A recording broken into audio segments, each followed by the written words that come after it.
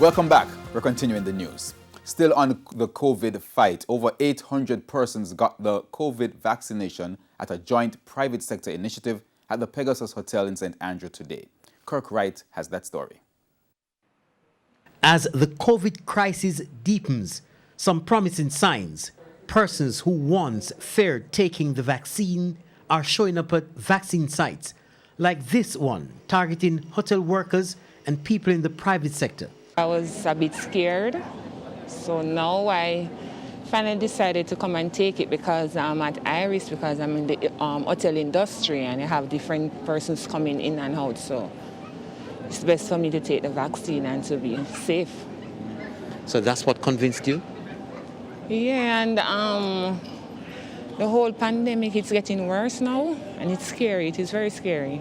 Hearing the whispers from social media, negativity about the vaccine, so I was a little hesitant about it.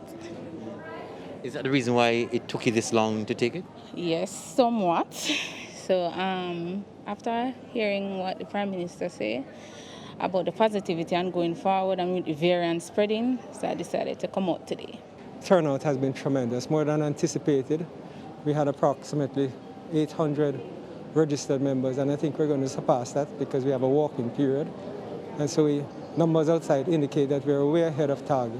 For the leadership in the private sector, getting as many workers vaccinated is key for business to remain afloat. Already, they are being impacted by no movement days. Managing Director of Flow, Stephen Price, says the telecoms company has been hit hard, but contends the days of lockdown were needed. Right now, we have to really put a shock in the system to make sure that, for instance, we stop movement so that circulation, that people coming together, congregating, those kind of things are stopped immediately.